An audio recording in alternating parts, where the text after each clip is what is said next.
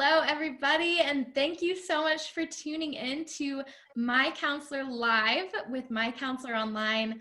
Today, I am sitting down with our licensed therapist, Josh Spurlock, to again answer your questions. And we're happy if you're watching live or if you're watching the replay, we're so glad that you're here. And hopefully this video can be an encouragement to you, can answer some of your questions that you've been wanting to ask a licensed counselor.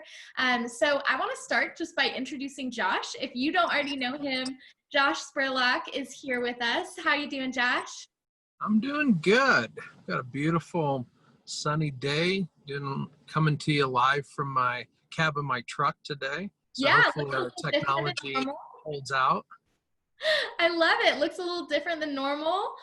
A little bit. Awesome. Yeah, an authentic look into the life of a counselor. That's right. On the road. Yeah, awesome. Well, I'm so happy that you were able to set aside this time just to sit down with us. And I know that it means a lot, these live videos, to a lot of people. And we get to answer a lot of really great questions. I really enjoy it. It's one of the highlights of my week, getting to hang out with you, getting to hang out with those that are joining us live, and to get to speak to these different topics and every time someone submits a question, you're asking for yourself because you have the question, or you're asking for a friend that has the situation going on. But the reality is that there's thousands of folks that are dealing with the same kinds of issues. And so to have a chance to speak to those things and that be a blessing to you is a real joy to me. Absolutely. And there's so many, just going off of what you just said, there's so many questions that are asked that I get to ask you that I'm honestly curious about, and that, your answers speak to me. And so I can imagine that there are so many people watching who feel the exact same way and can relate to many of the things that we're all going through, Yeah, it's a human condition that we have, right? And that everything's kind of common to mankind.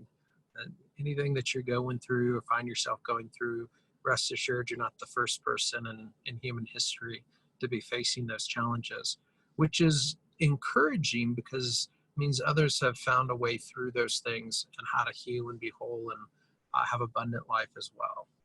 Yeah, for sure. That's such good insight, Josh. I'm so glad you're here. And guys, if you're just now jumping on, welcome. We're happy that you're tuning in live with us.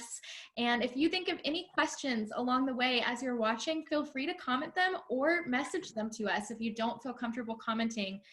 We are watching your comments, watching your questions, and really want to interact with you today. So we're going to jump right in to our first question. And this question was asked during the week, which, if y'all didn't know, you can send questions during the week. If it's a, Thursday afternoon and you get a question in your head, go ahead and inbox that to us. We'll answer it in the next live. So this is a question that was asked during the week. Really great question, really relatable question. And Josh, I'm just going to jump right into it. This person said that they are emotionally dysfunctional and they don't want to hurt anyone with the emotional dysfunction, so they isolate themselves. She says, I know I need to heal from my past trauma due to abuse I've experienced my whole life. And I realize that this will only happen inside of relationship with others. She says that she sees a counselor, but she's not sure if she's only seeing the counselor for now will be enough for her to heal. So she's not sure, if it's really helping her heal or not. They say, I'm trying to give emotional support to others and it overwhelms me. I feel like I don't care about what they're going through. This makes me feel so incredibly sad because I don't want to be this way. I don't know how to get past this or if it's even possible. So they're fearing that there's something wrong with them. And Josh, I just want to speak into this heartache, this confusion, trauma, shame that seems to be a part of this question. Totally. Man, such courage to submit the question. I really appreciate it. And that in and of itself, you're reaching out for help, you wrapping words around, and clearly you have some insight into the things that are going on for you and with you, just based on the way your question is worded, shows me that you're on a path towards healing and growth. That the challenges that you're facing are not going to be insurmountable to you. And so I just want to be an encouragement to you that we experience things in life that have a profound impact on who we are, our sense of self, our relationship to ourselves, others, and our relationship to God. And the whole thing can get really garbled and skewed when we have traumatic experiences in our life, especially the younger those experiences are. And as we're growing up, we're learning who we are, how we're supposed to relate to other people, and who God is, what He's like, what our relationship to Him is like. And if the messages and the experiences of our life really distort those things, distort the sense of self, distort what relationships with others are supposed to be like, or our God concept, it makes life really challenging. So we can have this sense of, man, the way I experience life seems to be different than those around me. I can feel very defective. I can feel very alone, and feel like, man, others' experience of life is different than me. They're not going to be able to relate to me. I don't know how to relate to them. And it can be just so incredibly isolating. And so I just so respect and appreciate the courage that it takes to reach out for help and to allow that growth tendency that God's wired into you to have expression. You know, that God has wired in every one of us the desire to self-right. You know, if I prick my finger or I get a cut on something, my body launches into action to try to remedy and heal that. You know, the blood looks to push out any debris that got in. Antibodies work to kill any bacteria that shouldn't be inside my body. The tissue begins to work to mend itself and to heal and close the wound. And that's a healing tendency that God's wired into the fabric of our being that extends to our brain and our emotional experience. And as we experience traumas in life, our body wants to heal from those things, that we want to find wholeness and repair those things that have been damaged or wrong in us. And I hear in this question the reaching out for that, and the having the courage and the strength and allowing God to do that work in you.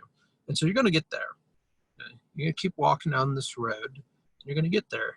And you're right in understanding that we need people to do that. That wounding happens in relationship. Trauma happens in relationship. And healing from trauma happens in relationship. And so we can't find the healing that we need in isolation. But like you stated, like this question stated, sometimes engaging relationship with others when you've been through these kinds of traumas is incredibly difficult, incredibly overwhelming. And so the starting place for that a lot of times is a professional therapy kind of relationship. That the unique nature of a therapy relationship creates a safety right away that can be hard to establish in relationship. There's a grace and an understanding of the struggles that people face and how that shows up. That's there from the get-go in the relationship. There's a intentionality in the relationship where implicit components of the relationship are made explicit, and we talk about those things. And that special nature of a therapy relationship enables healing to begin. And the obstacles to forming relationships with people begin to heal. And as they do, it opens the doorway for you then to begin developing deeper and more meaningful relationships outside of the therapy relationship. And so the therapy relationship isn't meant to be the end all for healing. A lot of times it's a starting place for healing. And you can't find and won't find complete healing exclusively in a therapeutic relationship. The therapist is just never able to give all the things that a person needs. It requires a whole community of relationships in order for us to be whole and for us to have all the things that God intended for us to be healthy and whole. And so eventually you're going to need to develop those relationships in your life outside of the therapeutic relationship. But have patience and grace with yourself. It's been a hard journey thus far. and you're leaning into a process of healing. It didn't have to happen overnight. And so allow yourself the space that you need to work through the things that will ultimately enable you to invite into your life other healing relationships that will really see you through. Yeah. Just continuing on with this concept of isolation and just the struggle of that. I think that I have a pretty deep understanding of this question and can relate to the person who asked this. And just my go to response to emotional stress and hurt and trauma is to isolate. Oh, So, yeah, me too. yeah, 100%. I think that it's so common. So, what would you say Mm-hmm. are some practical tips to avoid isolation? How could I respond to a traumatic situation or something hurtful where I don't isolate myself, where I immediately think to do something different that changes the course of how I react to a situation, if that makes sense? Yeah, I mean, the instinct to isolate is pretty universal. You go back to Genesis, Adam and Eve, and when sin entered the world, they hid, right? Mm. So they used to walk in the garden with the Father, and sin enters the world, and they experience shame. That shame that says, I'm not going to be accepted, I'm not going to be worthy, I'm not going to be understood, and I need to hide my shameful self. I need to hide myself. And that instinct, that tendency has carried forward since the garden. That when we feel that um, pain, when we feel that defectiveness, when we feel that shame, our natural instinct is to pull away and to hide. And yet there's a competing instinct in us also that wants, again, to heal. And it's that instinct that shows up in a toddler, an infant, when they fall down and scrape their knee, right?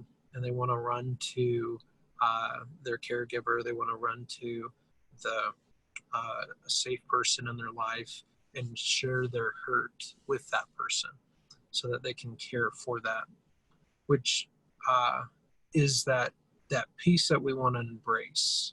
Right? Mm. Now that again can get turned upside down if we had caregivers that didn't respond in a nurturing and loving way when we brought our hurts to them. We've kind of learned that that's bad and that we can't do that, and that bad things will happen if we bring that vulnerability to other people. So it creates some real obstacles, and it's some of the things that we work through in therapy to find healing around so that we can restore and get back to that place of when I experience hurt, when I experience loss in my life, when I experience pain, to go and allow others to bear that burden with me, that I would allow them to hold that with me. And the enemy likes to keep us isolated. That's part of how he separates us from the power of the body and the God's power flowing through the body to bring transformation and confrontation and healing in our life. And so that shame is a tool that he uses to do that, to isolate. That's kind of the voice of the enemy that says no one's going to understand, or you're going to be judged, you'll be rejected. Um, Bad things are going to happen if you bring yourself out into the light and allow another to be in this with you. So we want to recognize that as a scheme of the enemy and be wise to that scheme, and recognize that even though it's scary, even though there's a instinct to kind of hide, that what our heart needs to heal is to bring others into the circle with us and allow them to carry those things with us. That's awesome. Yeah. Don't think, like you said, this is a universal response to Mm-hmm. trauma. And yeah, I really appreciate the place that this question came from. Just a place where you want, to react the correct way. You want Yeah. to have that be healed inside of you. And I think that that's, I mean, like you said, that's, first step, right? Is just acknowledging Mm-hmm. that I want this to be different. Totally, totally. And that will open the door to being able to allow the grace that others can bring into your life to come in and for your situation to be transformed. Beautiful. Yeah. Thank you so much, Josh, for answering that question so well. And thank you to the person who asked it, just your vulnerability and honesty of where you're at. And, I think it's a question that a lot of us can relate to. So, yeah, if you guys are just now jumping on, welcome. We are so happy you're here. And if you think of any questions that you want to ask our licensed counselor, Josh Spurlock, during this live, feel free to comment them or message them to us, and we'll for sure ask it over the next hour that we're together. So on to the next question. This person asked, my extended family likes to take me on long vacations with them. I appreciate the gesture, but I don't like long vacations. How can I communicate this to them without being rude? Yeah, that's a good question, right? When people are trying to show us kindness, or maybe they are expressing love in a way that's consistent with their love language, but not necessarily our love language, it can put us in a real tough spot, right? Because we don't want to communicate a lack of gratitude, and we don't want to communicate a rejection of the love that they're trying to show us, but we also want to bring our authentic self into the relationship, right? We don't want to pretend like we're somebody that we're not, or that we're experiencing it differently than we are, just in order to put a facade of intimacy or closeness in a relationship. And so the scriptures say that it's an honor to give an honest reply, right? That we're honoring others when we share the truth of our experience with them, as opposed to a something that's has the semblance of something good or flattery, but is not actually authentic and true. That we're smiling and we're accepting, even though inside we're like, this is terrible. I don't want to be gone for a week, or I don't want to go do these things. So I would encourage you to try to have a candid and open conversation that expresses your whole heart.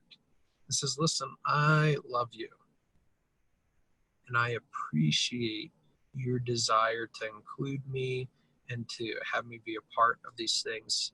And I enjoy being a part of them. And, not but and, there's a part of me that this doesn't feel good for. Whether it's the duration of how long it is, or maybe some of the assumptions about what you should enjoy or should engage in because of what the other person does, what they enjoy, and what they want you to participate in. So you go, I need to share with you how I experience this, okay? Because I want us to have a close relationship, and I want you to hear my heart. I want you to know my love for you and my appreciation for you, and that some of these things don't feel very good. I don't really enjoy this. This isn't what I prefer. I don't want to reject your gift because I appreciate it. I want you to know that this part of it doesn't actually feel like a gift to me. It kind of feels like a burden, or it feels stressful or anxious to me.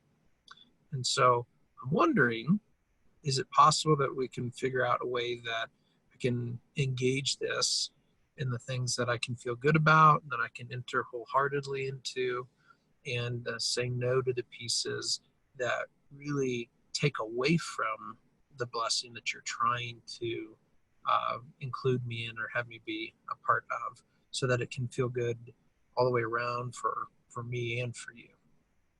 Right. So yeah. We talk about this every week, just the importance of communication and sharing your heart and sharing your feelings, and how important that is. Because it's like, I could be in the same situation as a homebody where I don't really want to go on vacation with my extended family, but if I don't tell them that, they don't know.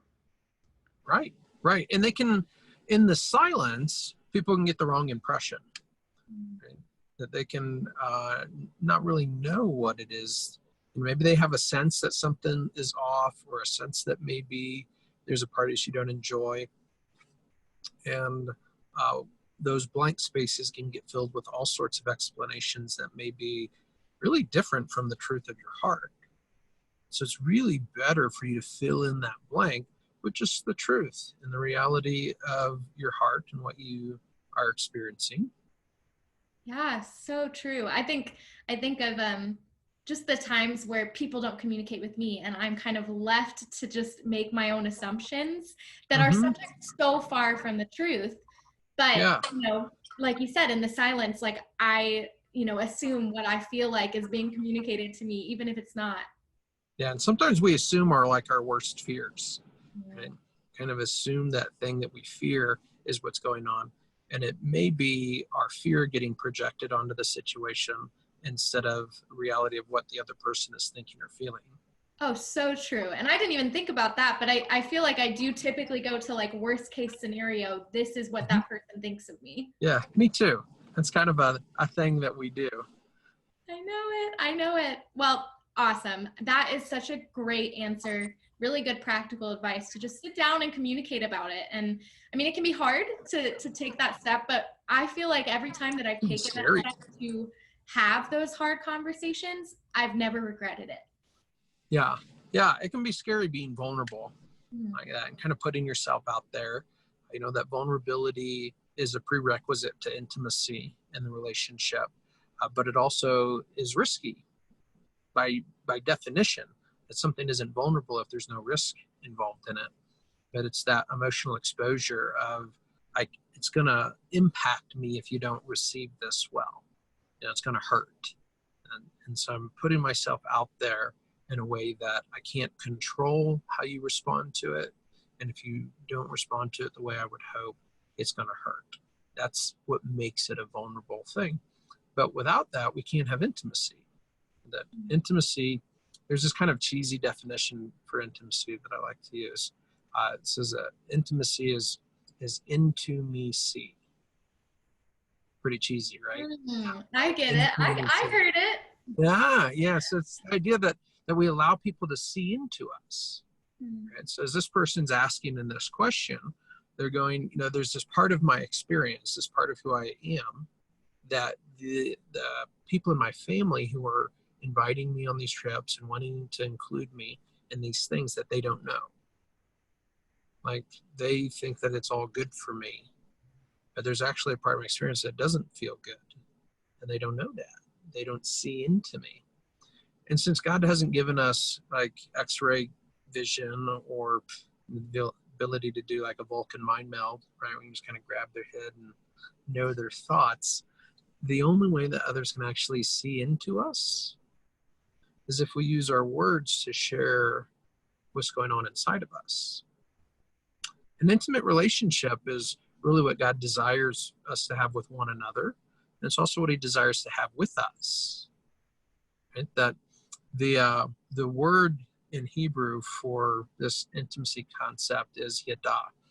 And Old Testament means to know. You see it in Genesis with Adam knew Eve. And we think about that and the sexual connotations of it. But it has a broader experiential knowledge and knowing of a person. Jeremiah uses the same word. He talks about you knowing the thoughts and intents of my heart and the number of hairs in my head.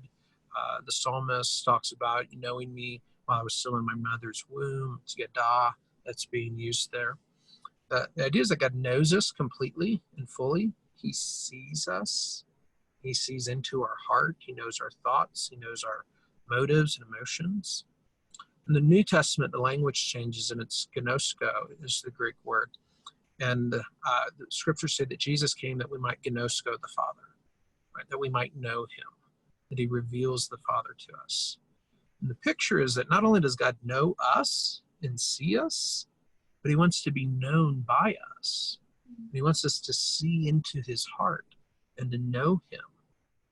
And he reveals himself to us. How? The Holy Spirit. Yeah, and with his words, Yeah. right? That he has through his word revealed his heart to us. And that's a way that we know him is because of how he shared himself through his word. And for us in an intimate relationship, it's the same way. Like it's going to be very difficult for me to know you, Tori, without you using your words to share what's going on inside of you. I mean, I can guess about what you're thinking or what you're feeling, but I can't really know you Right. unless you use your words to share yourself with me. So we gotta be mindful of that in our close relationships, right? That if we want our family to know us, if we're gonna have healthy, intimate relationship, we're gonna have to use our words to share ourselves in those relationships. Yeah, yeah. I love that advice and just everything that you just talked about can relate to this, question regarding, talking to your extended family about long vacations, but also marriage and your relationship with Totally. the Lord and Mm-hmm. all of these different things. I think that concept is so important, and it's so simple. And Mm-hmm. I feel like I tend to complicate it, and it's so simple that we are fully known and fully seen Mm-hmm. and fully loved. And Yes. that is what the Father wants from us as well, for us to Yeah. know him and love him.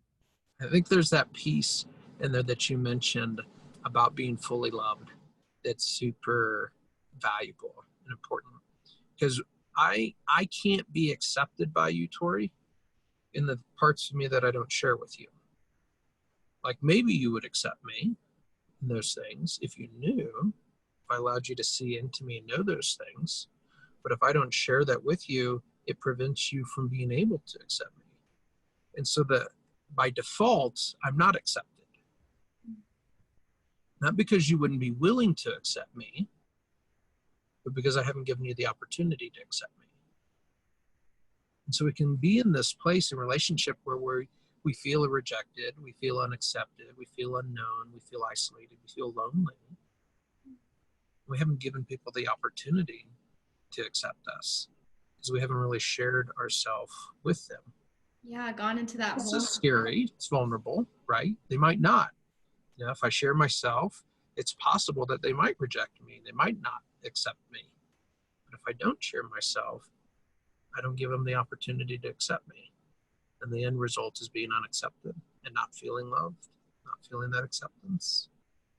Yeah, absolutely. Awesome. Thanks, Josh. Yeah, really good. I'm encouraged just from that answer. And, I don't necessarily relate to this question exactly, but I just feel like that answer just can relate to so many parts of life.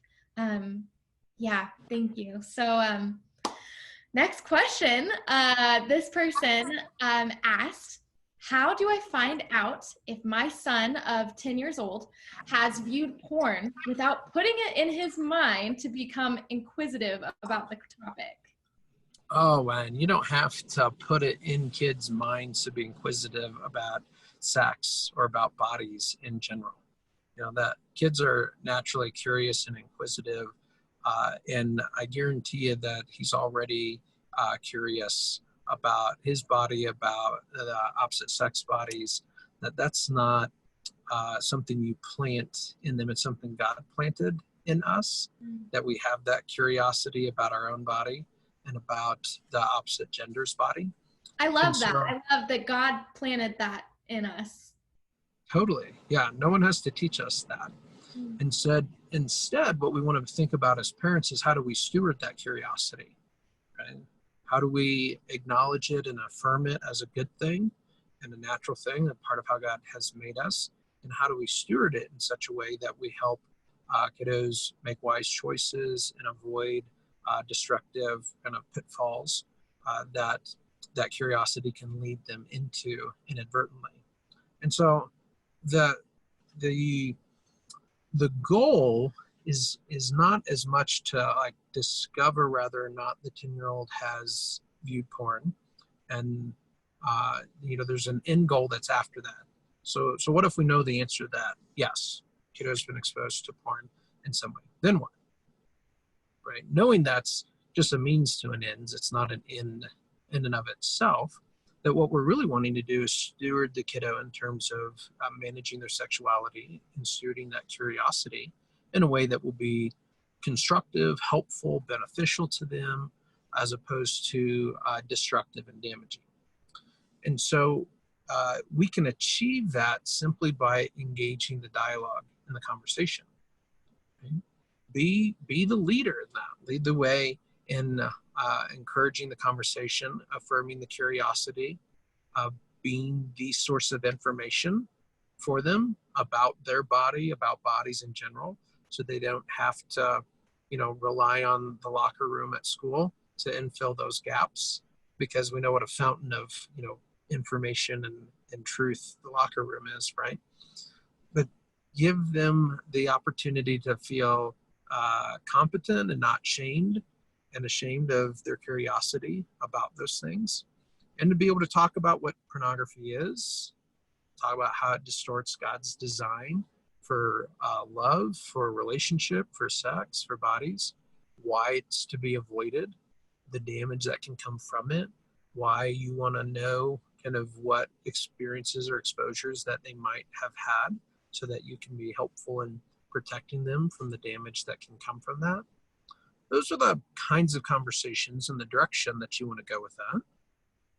Yeah, I really like that you mentioned in that conversation talking about why it's damaging, not just talking about what it is, but why it's damaging. Really, talking to your 10-year-old, as, a growing into a man, this is why it could hurt you. This is why it's damaging, and not babying it, because it is dangerous and because it is very painful, in many marriages. Totally. Yeah. And so it's not a subject that we have to be scared of, but it is one that we need to take seriously. And we can just have candid conversations about it. Like, the enemy likes to fill vacuums, knowledge vacuums. That if we as parents don't speak to these areas, then that vacuum that we've created through silence, the enemy will fill with all sorts of distorted stuff. And so we want to fill that with truth, as opposed to leaving a vacuum for lies to infill. Right. And how important it is, obviously not when you're so young, but how important is it when you're, 10 years old, when you're young and you're just starting to kind of eyes open to that, to create that environment with your kids, to have that relationship with your parent where you feel like you can say, hey, I saw this and this is how it made me feel. Yeah, totally. You want to create the context where they can have that. And that doesn't start at 10. Sometimes people want to know, when do I have the sex talk with my kids? And there shouldn't be a sex talk. It's not a singular kind of talk that happens point in time, but instead an ongoing discussion and dialogue around our bodies and sexuality and God's design at age appropriate levels all along the way. We start teaching our kids about their body as infants before they're even verbal, as we're bathing them and we're caring for their body, and we're teaching them language for thinking about and understanding their own body. And we're affirming their body as a good thing and a positive thing. That those attitudes, mindsets, language, our affirmation around just their body is a beginning place for a healthy sexual theology and a healthy understanding about the embodiment that God has made us as embodied creatures, right? That God created creatures that aren't embodied in flesh, and that He made and embodied us and said it was good. And we want to carry that message forward from cradle to grave around our bodies and our sexual experience. For sure. Yeah. And, I don't have any kids yet, but of course, this is a conversation that even my husband and I have had conversations about, of just, hey, how do you want to address this someday when we do have kids, when we are in that situation? Do you want to, do this? Do you want to say this? How do you want to have those conversations and kind of open up the floor from the start for that to be an open conversation, and I think that that's so important, even just for parents to talk about, to, already kind of have an idea of, before they reach, 16, 17 years old, how to address these issues and how to talk about it with them. Totally. And there's never a point where it's too late, right? There's never a point that it's too early, that there's age appropriate ways to talk about bodies and sexuality from infancy kind of all the way through adulthood. And so there's not an too early time, but sometimes parents can have teenagers, later teenagers, and they're just now starting to maybe hear a talk like this, where they're going, oh man, I haven't really been proactive about that with my son or my daughter. Is it really too late? They're 15, 16, 17. They probably already know everything that there is to know. And, is there really any point? It'd probably just be awkward for them and uncomfortable for them.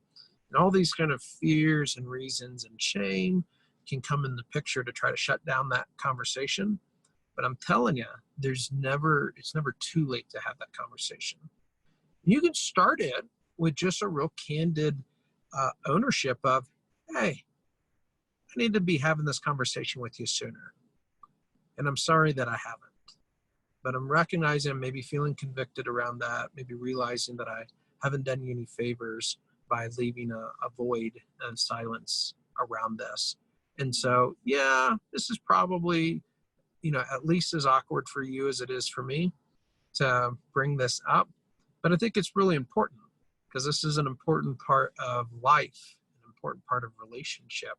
And so I want to share with you my understanding of what this is about, what sex is about from our Creator's perspective, and be able to have a dialogue about that so that we can talk about these things.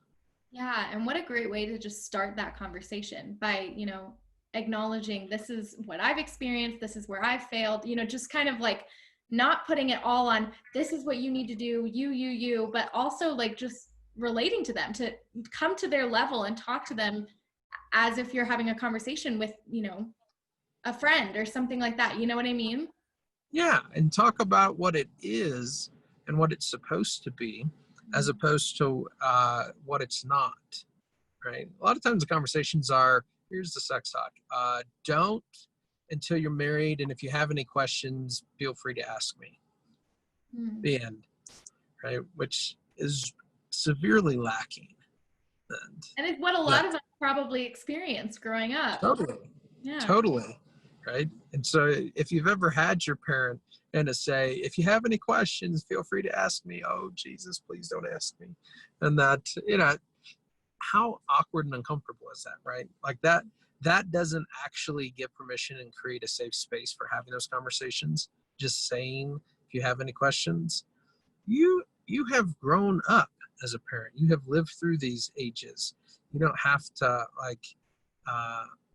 leave it up to them to come up with the questions. You can fill in the gaps just based on your own knowledge and experience of what's happened in life, which really helps to facilitate the conversation. That's great. I feel like I should be writing things down as we're talking, just like in a book to get out when I have a baby someday, just to remember, because just really solid advice. And I just think very God honoring in the way that you talk about sex and God's design of it, Yeah. I mean, it's something that we've struggled with. It's hard. It's a hard subject. The enemy has intentionally attacked it, both outside of the church and inside of the church. And so there's a lot of shame.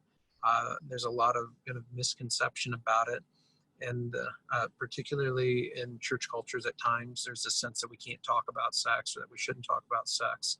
But in reality, sex is God's idea. It's a good idea. Anybody ought to be talking about it. It ought to be God's people. And so it's really, this is the right place for us to be having these discussions. Absolutely. Yeah, for sure. Well, we got a comment on one of our articles and one of our videos, I believe that you did with Tish Hedger, one of our other counselors here at MCO. And this person said, regarding an article video about affair recovery, and this person said, what is a less painful way to fix this problem with your spouse when they have cheated on you, but you still want to save the marriage? Yeah. So there isn't a not painful way to deal with betrayal, right? It's like asking about, how do I recover from being run over by a Mack truck in a way that's not painful? Not really possible. That inherent within the trauma of being run over by a Mack truck is everything hurts.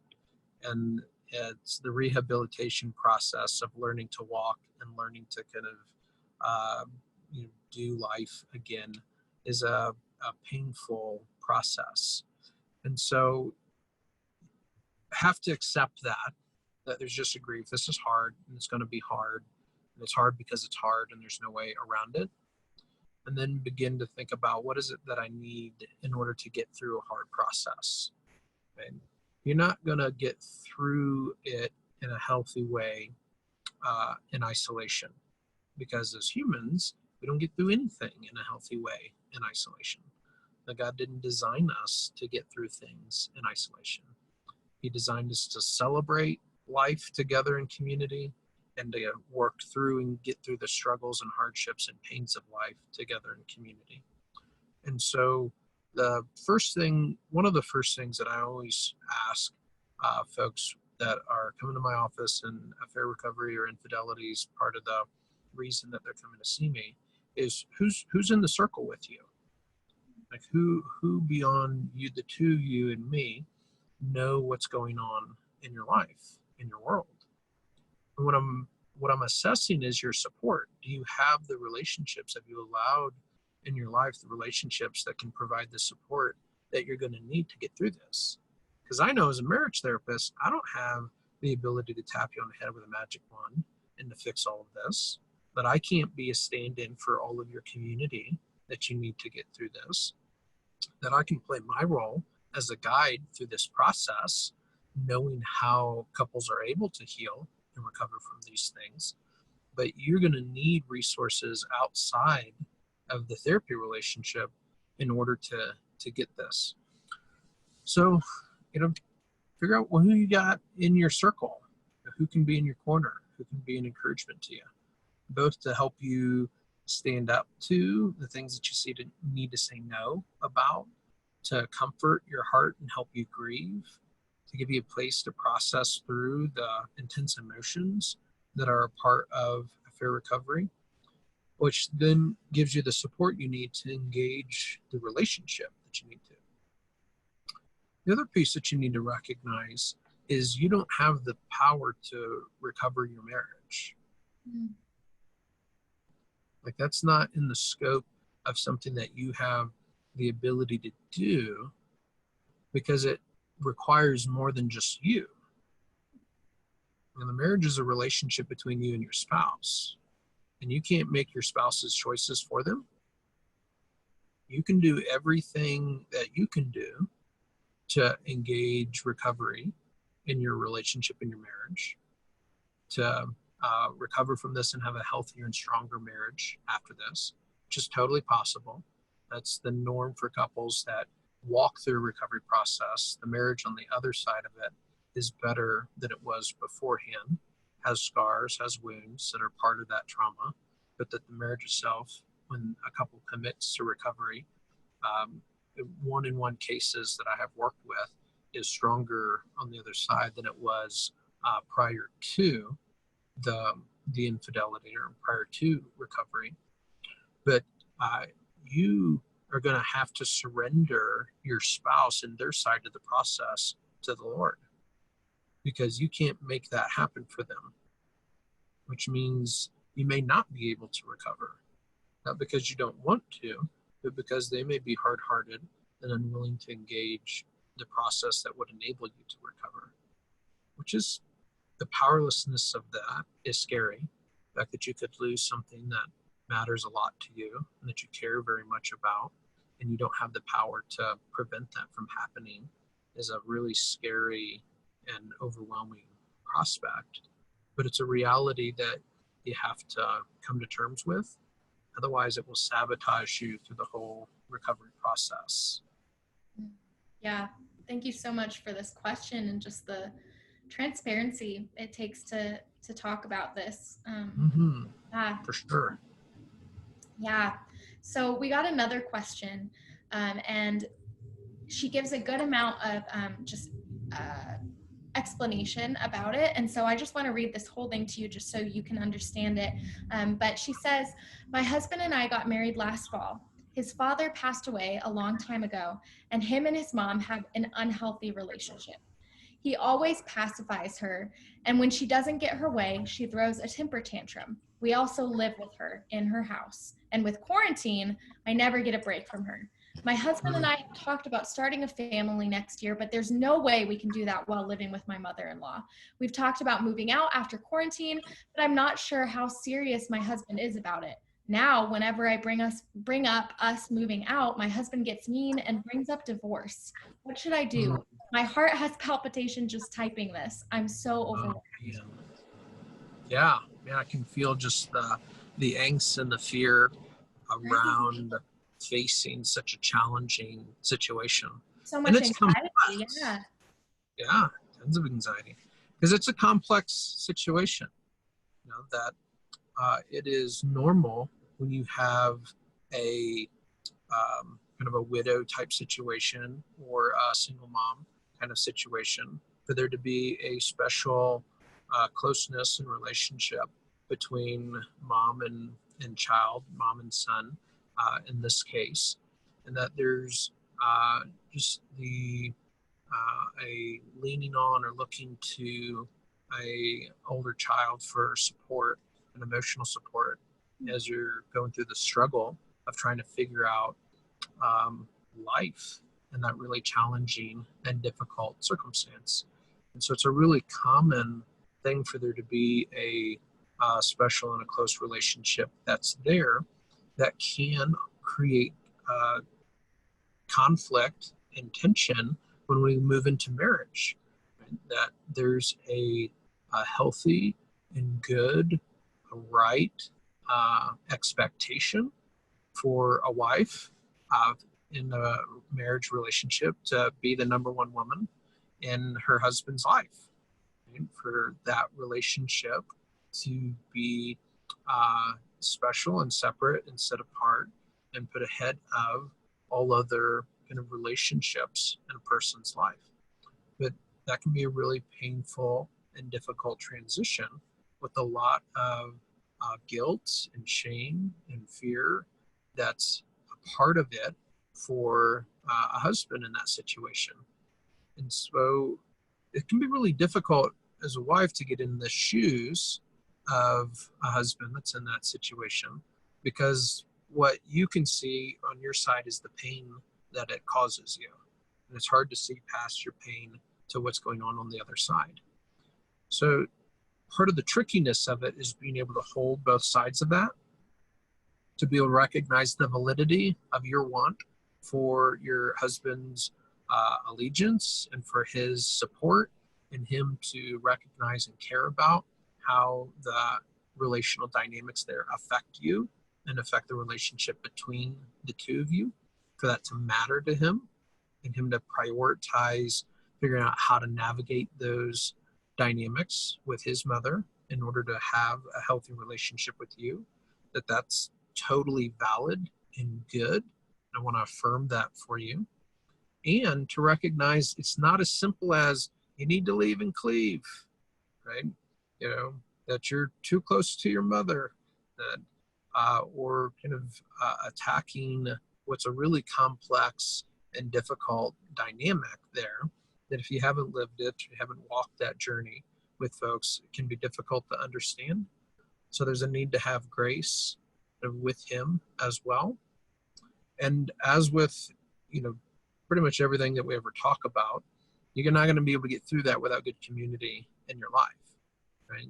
That you need to be able to have some women in your life that you can process the pain and the struggle that you're experiencing, both peers who have a good relationship with their husband, whom you can kind of spur each other on to godliness and just kind of be there for one another, as well as mentors who are old enough to be your mom but are not your mom, that can that have a great relationship with their husband, who can speak wisdom into your life and situation as one who's walked the road ahead of you.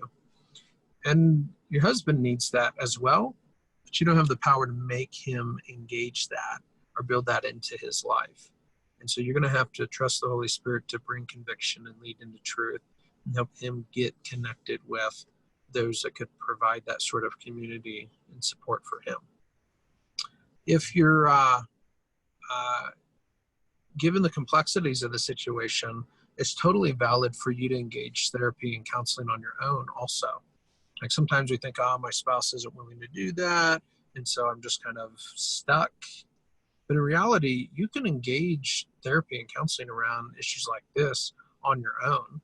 You can come in and go, hey, I've got this relationship dynamic. My spouse isn't ready to engage, but I'm trying to figure out how should I show up? How should I navigate this?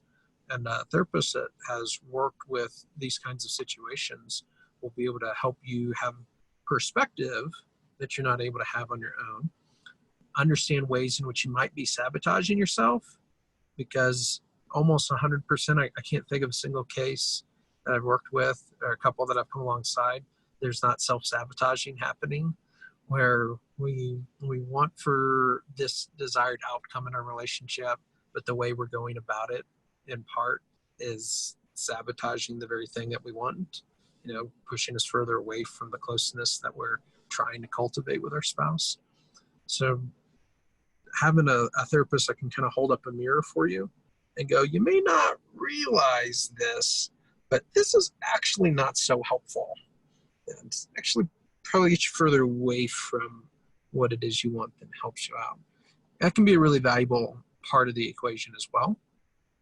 Yeah, for sure. No, that's really helpful. I think what kind of sticks out to me most in this question is just, when she tries to communicate it with her husband, he gets mean and brings up divorce. How do you even start the conversation if that's his, knee-jerk response?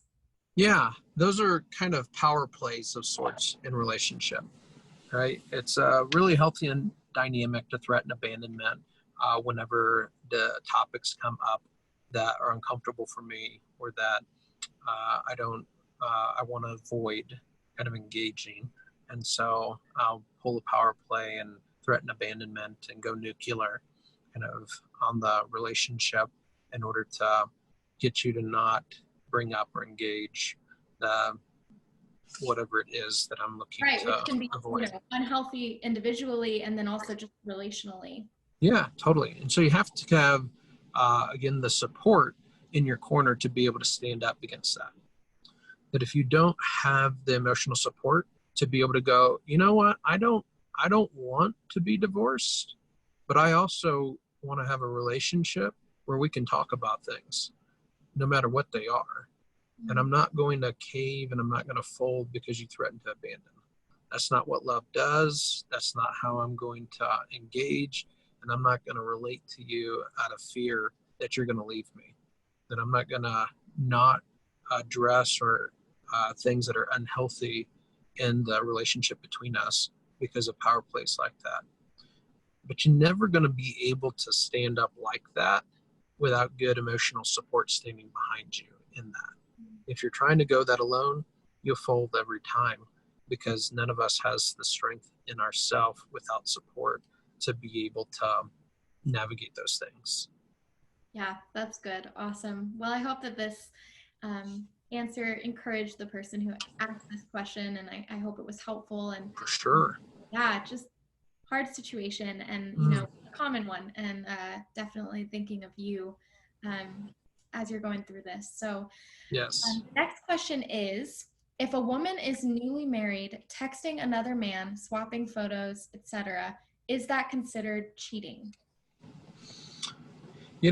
Cheating is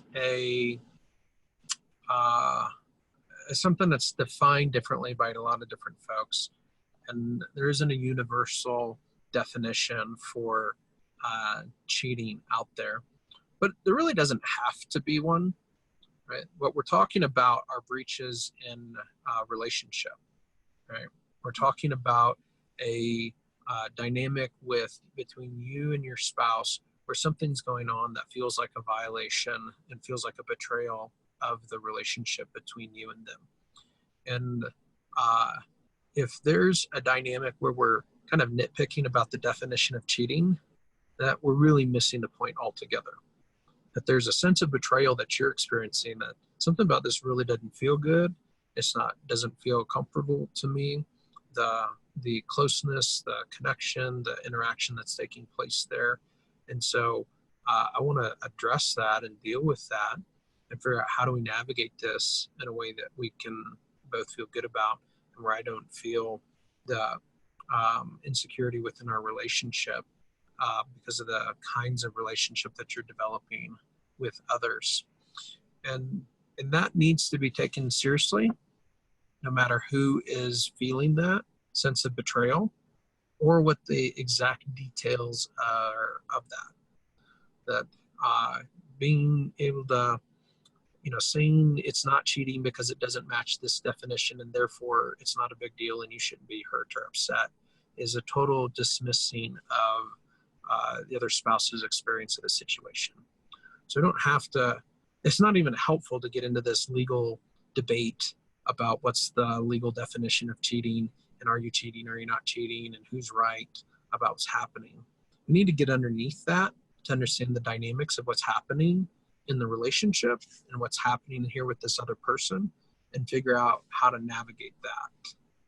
Yeah, that's good. And I think just that kind of mindfulness of your own heart and your motivation, why I'm texting this person, what I'm sending them, why I'm sending it to them. And so just that mindfulness of what I'm doing, Totally on the other side of that, in this question, it sounds like the husband who's kind of communicating and saying, if I heard the question right, hey, newly married, this is happening.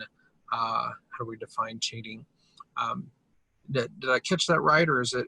I think so. I wasn't sure if the woman was asking it or the man was asking it. But yeah, well, if you're on the wife's side, obviously all the things said are true. That you really need to kind of step out of the zone of trying to legally define, or what is it, cheating or is it not cheating, to go, what's happening here? What's this about for me? What does this relationship mean to me? What need is it meeting? What am I looking to this relationship for? Why am I seeking to have that met and fulfilled in a way that feels like a betrayal to my spouse? Why am I okay with that sense of betrayal that they're experiencing in order to feel this need met or feel good about this?